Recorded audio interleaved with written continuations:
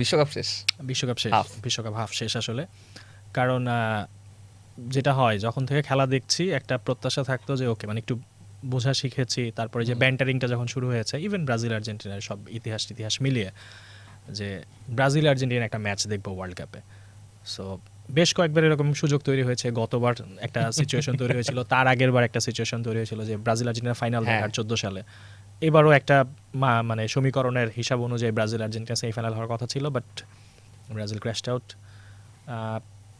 এইটা আসলে মানে বলবো যে ব্রাজিল ফ্যান যারা তাদের জন্য তো একটা দুঃখের ব্যাপার, এবং আমার কাছে মনে হয় যে ওই যে যারা মানে উগ্র সমর্থকদের কথা বাদ দিয়ে বলছি, বাকি যারা মানে আমি বলবো যে ফুটবলের প্রেমী তাদের জন্য একটা বড় সুযোগ আসলে মিস হলো ব্রাজিল আর্জেন্টিনা ম্যাচটা দেখতে না পাওয়ার। মানে আপনি কি এক্সপেক্ট করেছিলেন যে কালকে এরকম আউটকাম চলে আসলেও আসতে পারে? বিকজ আমি কখনো never in my mind I thought যে Brazil would go out, although Norway is such a good team.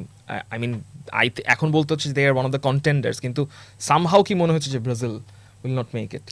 The thing is Brazil যে কালকে অ্যাকচুয়ালি খুব খারাপ খেলেছে এটা বলা যাবে না। I thought they were actually pretty good, but সমস্যা হচ্ছে যে when you can't finish the chances then it will be the end of you.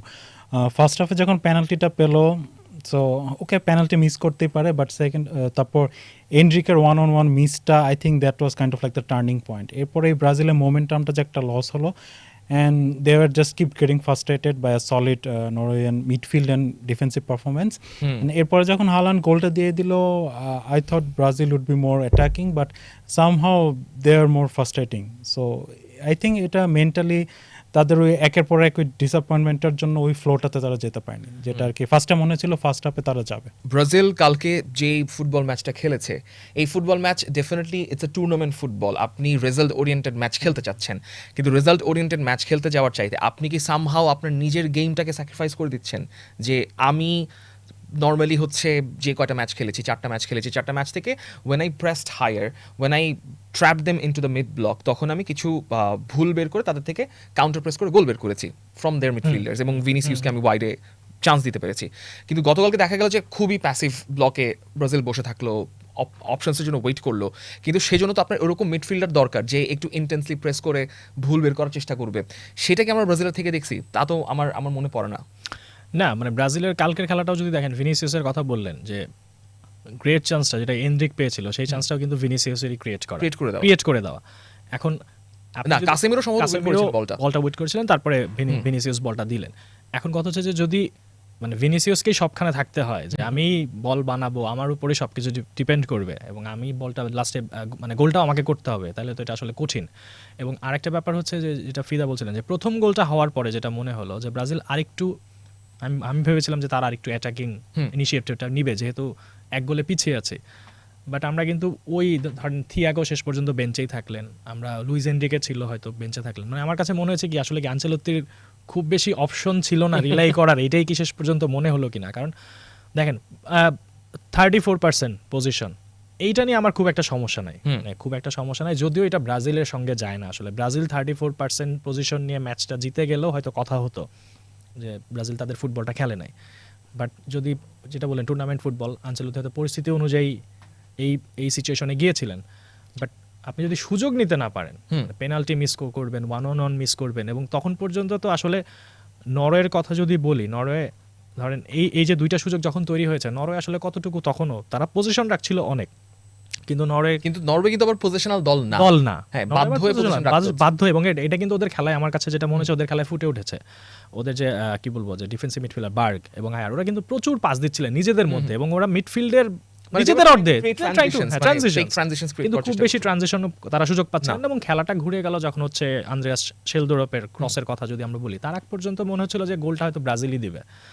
But আমি আসলে ওই মানে মূল ইয়াটাকে আমার কাছে মনে হচ্ছে যে ফিনিশিং যদি আপনি করতে না পারেন দিন শেষে সেটা নিয়ে কথা হবেই। এবং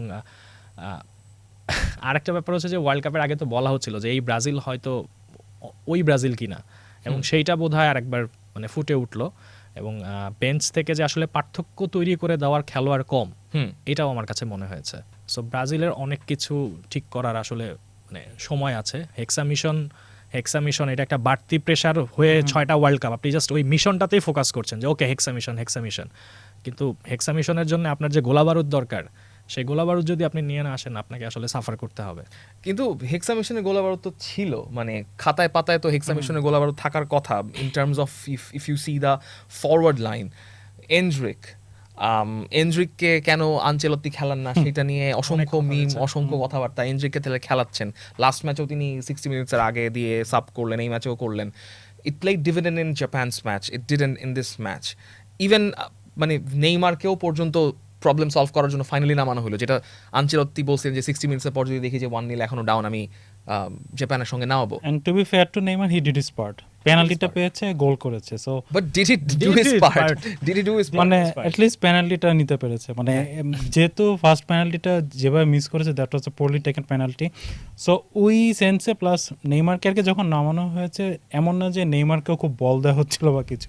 ওই সময় ব্রাজিলের অ্যাটাকিং খেলাটা খুবই কনফিউজিং ছিল, বিকজ ফিল্ডে নেইমার আছে, এনড্রিক আছে, ভিনিসিয়াস আছে, but somehow none of them are getting the balls, so it's like এটা খুবই কনফিউজিং। একটা জিনিস আমি একটু যেটা পয়েন্ট আউট করতে চাই, যেটা আমার খুবই মানে অদ্ভুত লেগেছে, আমি জানি না যারা খেলা কিভাবে দেখেন তাদের দেখার পার্সপেক্টিভের উপর ডিপেন্ড করে। যখন আপনি ভিনিসিউস এবং নেইমারকে একসাথে পিচে রাখছেন, you would expect them to be higher, Higher. কিন্তু সেটার একটা মানে কস্ট, মানে অপরচুনিটি কস্ট আছে, যে সেই সময় মার্টিনেলিকে তুলে নেওয়া হলো, দানিলো সান্তোসকে নামানো হলো। তো আমি দেখছি there like 4 blocks of defenders and midfielders, কিন্তু সামনে যে দুজন তারা তো isolated, so they can't try and win the ball. এবং ওই 4 ব্লকসও আসলে খুবই প্যাসিভলি লেফট সাইডে তারা লেফট সাইডে ঝুঁকে যাচ্ছিলেন, এবং ধরেন রাইট সাইডে একটা ইনসেশনের অপশন আছে, সেটাও করা লাগে না। ওই দুইটা সিকোয়েন্স পরে হচ্ছে হালান্ড সেকেন্ড গোলটা দিলেন। হ্যাঁ, সো মানে এইরকম প্যাসিভ সিচুয়েশন যদি আপনি স্যাক্রিফাইস করেন যে ঠিক আছে নেইমারের পায়ে বল গেলে হিল ডু সামথিং, ভিনিসিয়াসের পায়ে বল গেলে হিল ডু সামথিং, কিন্তু বলটা কে দিবে? বলটাকে দিবে। হ্যাঁ। এই যে মিডফিল্ডের অপশনের কথা বলে আমরা এর আগেও বলেছিলাম যে ব্রাজিল ওয়ার্ল্ড কাপে এসেছে আসলে কয়টা 5টা মিডফিল্ডার নিয়ে, এবং তার মধ্যে বোধহয় 3জনই ডিফেন্সিভ, যদি আমরা ধরি ফাবিনিও, কাসেমিরো এবং হচ্ছে এদারসন। সো ক্রিয়েটিভ প্লেয়ার বলতে আসলে কে? পাকেতা এবং হচ্ছে ব্রুনো গিমারেশ। সো মানে বলটা তো প্রোভাইড করতে হবে কাউকে না কাউকে। ইভেন পাকেতা থাকাতে যেটা হতে পারতো, যে পাকেতা আসলে মানে এই গেমের মধ্যে pause is very important, pause Anchor role-টা play অ্যাঙ্কর রোলটা প্লে করা ভেরি ইম্পর্টেন্ট, যেটা পাকেতা কিছুটা করতে পারতেন। তার ফর্ম নিয়ে হয়তো কথা আছে, যে ফর্ম হয়তো ভালো খারাপ মিলে বলা যেতে পারে, but he could have done that, কারণ Martinelli was getting very defend, he had to defend, he was defending a lot, এবং তিনি তো বেসিক্যালি পেনাল্টি সিচুয়েশনটার মাঝখানে অনেক বড় একটা রোল তার ছিল। সো মানে আমি জানি না কি বলবো, ব্রাজিলের সব জায়গাতেই প্রবলেম আছে আর কি আলটিমেটলি। এখন দেখেন গোল যদি মানে স্ট্যাটসটা দেখেন, ম্যাচের স্ট্যাটসটা দেখেন, সেখানে দেখা যাচ্ছে যে ব্রাজিল অলমোস্ট 3 গোল পেতে পারতো, 2.79, সেখানে নরওয়ের বোধহয় 0.5 অর সামথিং। সো তারা ক্রিয়েট করেছে, মানে তারা যখনই সুযোগ যতটুকুই তারা পেয়েছে, মানে ওই পজিশনাল যেহেতু কাউন্টার অ্যাটাকেই তারা ডিপেন্ড করেছে, তারা সুযোগ তৈরি করেছে, বাট ওই যে শেষ পর্যন্ত ফিনিশিং এর কথা। এবং আমার আরেকটা জিনিস মানে আনচেলত্তির মানে আমি জানি না এটা মানে প্লেয়ারদের উপরে কতটা আস্থার একটা জায়গা যদি বলি, ধরেন ইগোর থিয়াগোকে আপনি ফার্স্ট ম্যাচে স্টার্ট করলেন, ওয়ার্ল্ড কাপের ফার্স্ট ম্যাচে সে কিছু করতে পারলো না, এরপরে তাকে আপনি আর খেলা নিলেন না পুরো ওয়ার্ল্ড কাপে। তো জবাব পেতো সেখানে কি দোষ করলো? So, জবাব পেতো মানে থাকলে তো মানে- তার মানে কি আমি একটা ম্যাচের পারফরমেন্স দিয়ে আমি আসলে তার উপর আস্থাই হারিয়ে ফেললাম। হ্যাঁ। So, এরকম একটা প্লেয়ার মানে তার মানে কি সে তো স্কোয়াডের জন্য তাইলে একটা বাড়তি বোঝা হয়ে গেল। এখন আরেকটা কন্ট্রোভার্সিয়াল পার্ট একটু আসি, যে ফার্স্ট পেনাল্টিটা যেটা মিস করলেন, ব্রুনো গিমারেশ মিস করলেন। এখন আনচেলত্তি বলছেন যে ভিনিসিয়াস ফার্স্ট না সেকেন্ড না থার্ড, ফোর্থ বললেন না, ফোর্থ তো না বোধহয় ফিফথ, Fifth বোধহয় penalty। ভিনিসিয়াসকে fifth. That's absurd, that's your star forward, হ্যাঁ। সে পেনাল্টি নেবে না। মানে আমার কাছে ওইটার চেয়ে বেশি লেগেছে যে মানে ক্রোনোলজিটা, মানে রাফিনিয়া, তারপরে বোধহয় হচ্ছে গিয়ে ইগোর থিয়াগো ইগোর ছিল, থিয়াগো। তারপরে হচ্ছে ব্রুনো গিমারেশ, তারপর মার্তিনেলি, দেন গিয়ে হচ্ছে ভিনিসিয়াস জুনিয়র। সো বাট এখন কথা হচ্ছে যে যেটা যেটা বলছিলেন যে ভিনিসিয়াসের যে logic খুঁজে ফর্ম, পাওয়া যাচ্ছে না। ভিনিসিয়াসের যে ফর্ম ওয়ার্ল্ড কাপে, সো এখন পেনাল্টি মিস করতেই পারে না। আমরা মেসিকেও দেখেছি, হ্যাঁ, মেসির রোনালদোকেও মতো সবাই দেখেছি, miss সবাই করে। সবাই মিস করেছে। But the important বড় part is মঞ্চেও তাদের stepping up. বড় মঞ্চেও হয়তো আমরা তাদেরকে মিস করতে দেখেছি, বাট মানে গিভেন ভিনিসিয়াস যে ছন্দে ছিলেন, হয়তো বা টুইকটা করা যেত। আবার একই সঙ্গে ওই যে যেটা যে কোচদের তো একটা নিজস্ব প্ল্যান থাকে যে আমি এই প্ল্যানেই আগাবো, বাট গিমারেশকে দেখে আমার মনে হয় না যখন শুটটা নিতে যাচ্ছে তখন আসলে মনে হয় না যে খুব বেশি কনফিডেন্ট, বিশেষ করে ওই পজটা দেওয়ার পরেই মনে হয়েছে যে he was thinking too much. মানে এটা নেইমারের একটা স্টাইল, নেইমার এভাবে পেনাল্টি নেয়, he is been doing for year. Controversial take যে ব্রাজিল মানে ভালো খেলছে কি খেল নাই, ভালো যদি না খেলে থাকে তাহলে তো ওই চান্সেসগুলো পায় না। I mean first of all বলা হচ্ছে যে নরওয়ের মিডফিল্ডকে like Odegaard plays in them, one of the হ্যাঁ। best midfielders in Premier League. মাত্রই প্রিমিয়ার লিগ জিতলো উইথ জিতে আর্সেনাল। আসলো। এন্ড কালকে ওডেগার্ডের যেটা দেখলাম যে he played kind of like contradictory to his style. He played deeper. Creative, Deeper. হ্যাঁ ক্রিয়েটিভ অত কিছু না করে ও আরো যেটা করছিল খেলাটা স্লো করে দিচ্ছিল, হ্যাঁ। বলটা নিজের কাছে যত পায়ে রাখছিল। ইট ওয়াজ ভেরি আনলাইক হিম। হ্যাঁ আমরা আলাপ করছিলাম যে ওডেগার্ড এত বল পাচ্ছে কিভাবে, জাস্ট ইন্টারাপ্ট করলাম। না ওইটাই। সো এরকম মানে নরওয়ের মিডফিল্ডটা অ্যাকচুয়ালি খুব সলিড ছিল because they play to their strength, এবং যেটা সবচেয়ে বড় কথা তারা অ্যাডাপ্ট করেছে।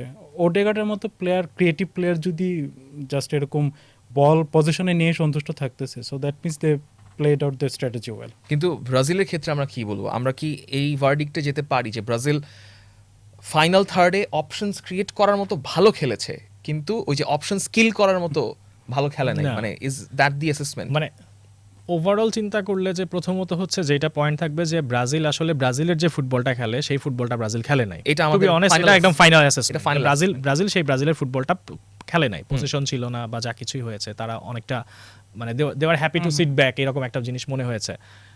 একই সঙ্গে ব্রাজিল যেই মানে প্ল্যানটা নিয়ে কাজ করার চেষ্টা করছিল যে কাউন্টার অ্যাটাকে হিট করা, আমরা কিন্তু দেখেছি যে 2 ভার্সেস 2, 3 ভার্সেস 3 হয়ে যাচ্ছিল ব্রাজিলের ক্ষেত্রে। সো তারা সেই প্ল্যানটাও তারা এক্সিকিউট করেছে, যেইটা এক্সিকিউট করতে পারে নাই সেটা হচ্ছে সবচেয়ে বড় ব্যাপার, সেটা হচ্ছে গোল। নেইমার প্রসঙ্গ, মানে আমরা কি নেইমার নিয়ে আসলে কি বলতে পারি? আলটিমেটলি আসলে ওর তো আর কি একার কিছু নয়, Brazil as a team did not play to their strength. মানে তারা যেটা প্রত্যাশা ছিল, নেইমার এমন না যে ফার্স্ট হাফ থেকে খেলেছে না। টিমকে স্লো করে রেখেছে ওর কিছু। সে যখন নেমেছে তখন অলরেডি মানে Ancelotti has literally exhausted his resources, তো তখন নেমেছে। সো আই ডোন্ট থিঙ্ক নেইমারকে এরকম দোষ দেওয়া যায় ওই সেন্স। নেইমারকে ওইভাবে দোষ দেওয়া যায় না। ইনফ্যাক্ট আমরা যে কারণে বলতে চাচ্ছি যে নেইমার কোনানড্রামটা কে যেভাবে লোকজন বলছে যে নেইমার নামলে ব্রাজিল বের হয়ে আসতে পারবে, এটা সম্ভবত একটা ভুল ধারণা। কারণ বারবারই কার্লো আনচেলত্তি নেইমারকে প্রোটেক্ট করছিলেন এটা বলে যে নেইমারের সুযোগ আসবে, সময় আসবে, 90 মিনিট ফিট খেলার জন্য ফিট বলেছেন, কিন্তু আলটিমেটলি উই নো মানে ইনসাইড যে আসলে 90 মিনিট খেলার জন্য ফিট না। সো নেইমারের উপর যেন সব বম্বার্ডমেন্ট না আসে, সেই প্রোটেকশনটা তিনি দিয়েছেন। এখন প্রোটেকশন দিতে হলে আপনার তো ব্যাকআপও দরকার, সেই ব্যাকআপটাই তো মনে হয় নাই ব্রাজিল। সেই ব্যাকআপটাও নাই। আবার এখানে মানে উল্টা কথাটাও আসছে যে নেইমার যদি মাঠে থাকতেন তাহলে প্রথম পেনাল্টিটা হয়তো নেইমারই নিতেন, হ্যাঁ এটাও আসছে। এবং হচ্ছে ব্রাজিলের নেইমার থাকলে প্রথম পেনাল্টিটা যেটা- নাও পাইতে পারতেন। নাও পাইতে পারতেন। এটা হচ্ছে যে মানে কথার ইয়াতে হ্যাঁ। বলা যায়, যেটা হচ্ছে যে এবং ব্রাজিলের সাবেক প্লেয়াররা মানে ফিলিপে মেলো বলেছেন, রোমারিও বোধহয় বলেছেন যে তারা থাকলে হয়তো নেইমারকে শুরু থেকেই খেলাতেন। এখন এইটা আসলে মানে বোঝার কোনো ওয়ে নেই আসলে নেইমার যে শুরু থেকে খেললে কি হতো। কারণ হচ্ছে যে লাস্ট 6 মাসে আমরা নেইমারকে যেভাবে দেখেছি, আপস এন্ড ডাউনস, মানে ইনজুরি হচ্ছে, ইনজুরি থেকে ফিরছেন, 2টা 3টা ম্যাচ খেলছেন, আবার ইনজুরিতে পড়ছেন। ইভেন মানে নেইমার যদি ওয়ার্ল্ড কাপের ঠিক আগ মুহূর্তে ইনজুরিতে না পড়তেন তখন হয়তো প্ল্যানটা ডিফারেন্ট থাকতো, তখন হয়তো নেইমার শুরু থেকেই খেলতে হতো। সো এখানে মানে নেইমারের ইনজুরির একটা বড় ভূমিকা ছিল, তার ফিটনেসের একটা বড় ভূমিকা ছিল, এবং ওই শেষে গিয়ে যে 15 মিনিট কালকে যেটা মানে ম্যাচটাতে যেটা হয়েছে মানে টোটালি একটা ডিফারেন্ট সিনারিও ছিল নেইমারের জন্য। মানে ব্রাজিল পজিশন বেস ফুটবল খেলছিল না, ব্রাজিল তখন পিছিয়ে গেল, মানে নেইমার নামলেন, কিছুক্ষণের মধ্যে ব্রাজিল পিছিয়ে গেল। সব মিলিয়ে বোধহয় পরিস্থিতিটা আসলে খুব একটা ফেভারেবল হয় না কালকে। অনেকেই জিজ্ঞেস করছেন কমেন্ট সেকশনে যে নেইমারের বিদায়টা কি আসলেই অথেন্টিক কিনা, ইন্টারন্যাশনাল সার্কিট থেকে নেইমার কি ব্রাজিলকে বিদায় বলে দিয়েছেন? যদি হয় তাহলে তো এটা একটা বিরাট ব্যাপার। মানে গ্লোবো মানে ব্রাজিলের যে খুবই সবচেয়ে নির্ভরযোগ্য সংবাদ মাধ্যম, ওরা বলছে যে হিন্টেড, মানে ওরা বলছে না যে নেইমার এখনই বিদায় নিয়েছেন, বাট হি হিন্টেড। এটা হয়তো হতে পারে যে বিশ্বকাপে এটাই নেইমারের শেষ ম্যাচ, সেটা সম্ভবত যেটা মনে হচ্ছে। আর নেইমার যেটা বলেছিলেন যে আবার আরেকটা দিক থেকে মনে হচ্ছিল যে এই মাঠেই হচ্ছে নেইমারের অভিষেক হয়েছিল 2010 সালে, এই মাঠেই বলছেন যে আমি শেষ ম্যাচটা খেললাম। সো এইটা বোধহয় আরেকটু ওয়েট করতে হবে আমাদের জানার জন্য, কনফার্ম হওয়ার জন্য। সো এখনই নেইমারের বা যে হিন্টটা এসছে, যদিও গ্লোবো বলেছে হিন্টেড, তারপরও সেটা এখনো হোল্ড অফ করার দরকার রয়েছে। আমরা কথা বলতে চাই যে 2026 চলে গেছে, বাতিলের খাতায় 2026 চলে যাচ্ছে, এবং ব্রাজিল 5 ম্যাচ খেলে বিদায় নিয়েছে, ঠিক আছে, কিন্তু এটা সবাই জানবে যে ব্রাজিল 1990 সালের পর রাউন্ড অফ 16 থেকে বিদায় নিয়েছে, which is like never happened in this all these years. যদি কার্লো আনচেলত্তি থাকেন, আনচেলত্তির নিজেরও আসলে ন্যাশনাল টিমে জেল করার সময় লাগবে, সামনে কোপা আমেরিকা আছে 2 বছর পর, 2030-এর বিশ্বকাপ, তার কন্ট্রাক্ট ওই বছর পর্যন্ত। সো আলটিমেটলি ব্রাজিলের এখন আসলে কি করা উচিত? think they have to build up from the ground. Like কিছু প্লেয়ার তো একদম non negotiable, you need an out and out striker, hmm একজন থাকাই লাগবে সামনে। লাইক ভিনিসিয়াস ওরা হচ্ছে like the player with flair, hmm ওরা সাইড মানে উইংয়ে খেলবে, মিড মানে একদম পুরো মাঠ জুড়ে খেলতে পারবে, বাট একদমই নাম্বার 9 পজিশনটাতে ফোকাল পয়েন্ট যদি কেউ না থাকে দেন এই যে এরকম চান্সগুলো মিস হচ্ছে। Then you need a solid midfield, like আমি যদি সলিড 2-3 ম্যান মিডফিল্ডও না পাই, এরকম পাকেটের মতো আরেকজন যদি পাই যে অ্যাঙ্কর করতে পারবে, বেসিক্যালি স্পেনের রদ্রি যেটা করে, যে ও যদি একা ঠিক থাকে আমি ওকে সেন্টার করে মিডফিল্ড চেঞ্জ করতে পারছি, ওটা হচ্ছে। আই ডোন্ট থিঙ্ক ডিফেন্সিভলি ব্রাজিলের অত Fullback দরকার। ফুলব্যাক, হ্যাঁ ফুলব্যাক দরকার, মানে মেইন ডিফেন্ডার মার্কিনোস ওরা ঠিক আছে, বাট ফুলব্যাক তো it's been a long time এখন, মানে বেসিক্যালি ব্রাজিল পুরো রিবিল্ড করতে হবে, আমি এছাড়া কিছু দেখছি না। Brazilian league has been very good lately, আমি যেটা বলবো, কারণ লাস্ট কোপা লিবার্তাদোরেসের সবগুলোর champion is from Brazilian team. সুদ আমেরিকানা তো ব্রাজিলের টিমগুলো ভালো করছে, দেয়ার আর প্লেয়ার্স, এবং কার্লো আনচেলোতি তো অনেকে স্কাউটও করেছেন, কিন্তু আলটিমেটলি তাদের অতটা প্রেজেন্স আমরা যেরকম কোয়ালিফায়ার্সগুলোতে দেখেছিলাম সেটা ওয়ার্ল্ড কাপে দেখা যায় নাই। সো মানে এইটা কি একটা ওয়ে আউট হতে পারে কিনা, কিংবা আমরা যদি আর্জেন্টিনার উদাহরণটা একটু টানি, এখানে 2018 সালে Argentina they crashed out in round of 16, তারপর they became champion, so it can be a ray of hope for Brazil, কিন্তু সেটার জন্য আর্জেন্টিনা যেরকম সলিউশনস বের করেছে in the midfield from the wing, Lionel Messi, কিন্তু ব্রাজিলের আসলে কোন জায়গায় কনসেন্ট্রেট করা উচিত, given Vini is the main man right now and he has his comrades as well. ফিদার সাথে ওই সূত্র ধরে বলবো যে ব্রাজিলের আসলে টিম বিল্ডই করতে হবে। মূল ব্যাপারটা হচ্ছে এই জায়গায় যে আপনি যখন ওয়ার্ল্ড কাপে নামবেন, খেলতে যাবেন, আপনার মিশন হচ্ছে যে আপনি ব্রাজিল, আপনি ওয়ার্ল্ড কাপ চ্যাম্পিয়ন হবেন, সো আপনার ওইরকম একটা টিম লাগবে, আপনার ওইরকম একটা মেন্টালিটি লাগবে, শুধু টিমও না, সেই সঙ্গে ওই মেন্টালিটির প্লেয়ার। যেমন এন্দ্রিক খুবই ভালো প্লেয়ার, মানে he is very young, but ওই মোমেন্টে ওই মিসটা যে উনি করলেন, আমার কাছে মনে হচ্ছে যে মেন্টালি উনি কিছুটা উইক। সো এই ধরনের প্লেয়ার লাগবে, এবং আপনার হচ্ছে ওই কোচেরও হচ্ছে ওই প্লেয়ারের উপরে বিশ্বাস রাখতে হবে যে আমি ওকে নিয়ে এসেছি, তার একটা নির্দিষ্ট রোল আছে এবং সে ওই রোলটা পালন করবে, যেটা থিয়াগোর ক্ষেত্রে আমি যেটা বললাম। এখন তো মনে হচ্ছে যে তাইলে আমরা কথা বলতেই পারি যে তাহলে কি জোয়াও পেদ্রো ভালো অপশন হতো কিনা, জোয়াও পেদ্রো যেহেতু ফর্মে ছিল। সো বেসিক্যালি এবং এই টিমটা গোছানোর কাজ শুরু করতে হবে এখন থেকে। ব্রাজিলের হচ্ছে একটা সুবিধা যেটা শুরু হতে পারে সেটা হচ্ছে ওদের কোয়ালিফায়ারটা তো অনেক লম্বা, অনেক লম্বা, 18টা ম্যাচ খেলতে হবে, দেখা যাবে যে হয়তো 6 মাস পর থেকে কোয়ালিফায়ার শুরু হয়ে যাবে, মাঝখানে একটা কোপা আমেরিকা আছে। সো ব্রাজিলের যেটা মানে করণীয়, এখানে আমরা বসে বলছি, যাই হোক, মানে আনচেলোত্তি যদি থাকেন, তাকে হচ্ছে যে এই 4টা বছর এখন প্লেয়ার বের করার একটা ভূমিকাটা তাকে নিতে হবে। কারণ হচ্ছে যে ধরেন নেইমার থাকছে না, এটা বলা যায়, 4 বছর পরে আসলে কাসেমিরো থাকবেন না, ইভেন মার্কিনিওস থাকবেন না, আলিসন থেকে শুরু করে গিমারেস, মানে হয়তো থাকবেন, মানে স্কোয়াডের আমরা যাদেরকে মেইন প্লেয়ার ধরছি, মেইন প্লেয়ারটা কিন্তু প্রায় অনেকে বয়স অনেক বেশি হয়ে গেছে। সো নতুন আপনার হচ্ছে যে ভিনিসিয়াসকে সেন্টার করে আপনাকে নতুন কিছু প্লেয়ার খুঁজে বের করতেই হবে, এবং এটা একটা দীর্ঘমেয়াদী প্রক্রিয়া, এবং সেই প্রক্রিয়ার মধ্য দিয়ে আসলে আনচেলোত্তিকে যেতে হবে। এবং এই যাওয়াটা, কারণ আমরা দেখেছি যে আনচেলোত্তি তো ক্লাব পর্যায়ে কোচিং করিয়েছেন, ন্যাশনাল টিমে 4টা বছর, স্কালোনির ক্ষেত্রে যেটা হয়েছে সেইখানে হয়তো একটা মানে উদাহরণ হিসেবে হয়তো নিতে পারেন যে দীর্ঘ, এবং দেশমের ক্ষেত্রেও যেটা আমরা দেখেছি যে 14 world cup, 18 world cup, 22 world cup, so 14তে উনি একটা টিম পেয়েছিলেন, সেখান থেকে 18তে নিয়ে চ্যাম্পিয়ন করলেন। সো উদাহরণ অনেক আছে। আনচেলোত্তিকে প্লেয়ার বের করা এবং টিমটা গোছানোর দিকে আসলে মনোযোগ দিতে হবে।